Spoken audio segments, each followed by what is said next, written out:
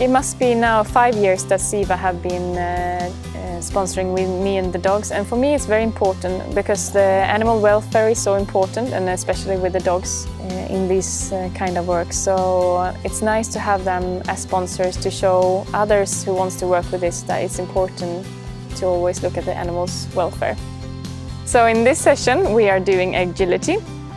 And we are doing that because it's very good for people to concentrate and also learn more about themselves. I'm telling them how to give the treat and make them comfortable with that in this session. People I work with to feel that it's okay. If it doesn't work for the first time, just try again and it will work okay again. They can go to the sign and see what the dogs are supposed to do, and if they can read, we ask them to read. And if they can't read, I'm in this session telling them to look at the picture so they can see what the dogs should do, and then I'm asking them to say, give the command, and the dog will do it. In this session you will meet Kim, and he will work a lot with Busker because Busker is his favorite dog. And they have a very strong attachment to each other. And this is a place where I work full-time, and it's a home for people with alcoholic problems, and they are all addicted to it. Kim, he wants to meet the dogs actually every day, and even if sometimes he doesn't even have money for food, but he is so attached to the dogs, so he rather buy them treats than food for himself, which is a very nice thing to see actually. While sometimes with Busker, if he's having a bad day, he comes to me and he just wants to meet Busker. And Busker, he senses it. If he's having a bad day, this person, Kim, and he will give him the comfort that he needs. And sometimes I just sort of back off and let them cry together. And not together, Busker doesn't cry, but Kim, he will cry. And it also makes me feel very secure that Kim has this relation with me, that he is feeling safe, that he can show those emotions in front of me. Kim sees that the dogs are very, very happy when they are running free, and he likes that feeling.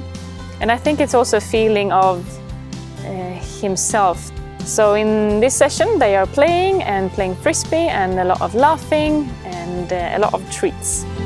Now we are in a place called Teamus, and it's a place for people born with brain damage. And they are on a very high level, which means that they can actually do more or less like a normal work. And in this session now with the dogs, we are making them comfortable with being on the stage alone, one at a time, and doing something together with the dogs, which is a great way of doing it because they feel that the attention actually goes to the dogs also. And also sometimes I'm using myself, doing a performance myself to show that I dare to do it, and it's just fun. And the games that you are using for the dogs is also a very good game for the elderly, because they can remember how many of these treats we have hidden. And we can also say, should we hide the treats in every little hole that you can hide the treats in or not, and then they can decide. And as I go in this session, I can also see who in the group who cannot put these little bricks inside, and then I just help them as good as I can. Then they are allowed to then tell the dogs to go and find the treats, and we encourage dogs together and say that they are very good dogs and all that, and yeah, talking about that the whole time. So now we are in a primary school, and I have been working with these kids for 2 years, and we are following the Swedish law, not law, but yeah, what the kids should learn. And today the subject is geography, and we will work with north, south, east and west.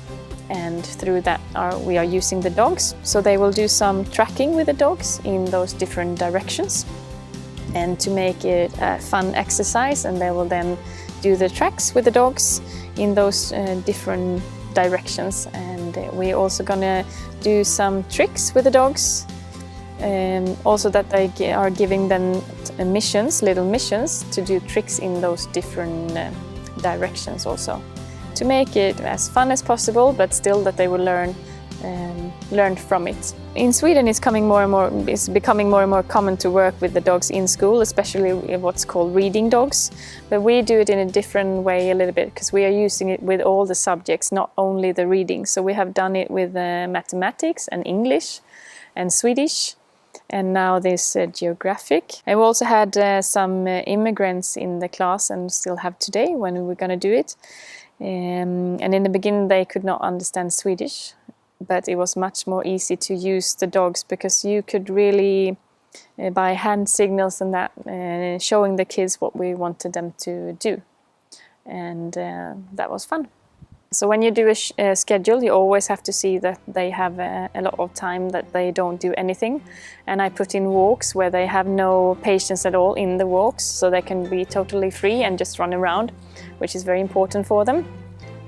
Because when we are in the sessions, they are always looking at me and sort of wondering when it's their time to do the things. And we use, of course, then in advance Adaptil, so they all have the collars on them, because I want them to be prepared for all the different people that they meet and also the different areas that we go into. Training him to be very calm, because it's one of the most important things when you have these type of dogs, that they must be able to relax when you are in different working areas.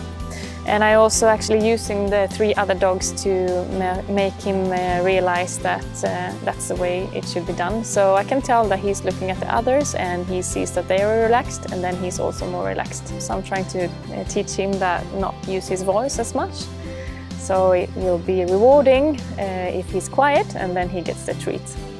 I think it's just like what we're doing now, to show people what it really is about. That it's so much more than just a dog coming in and just go for a walk or things like that. Because it's so much more. You get closer with humans emotional. They get attached and they open up, and you can use them. You can use the dog in so many ways.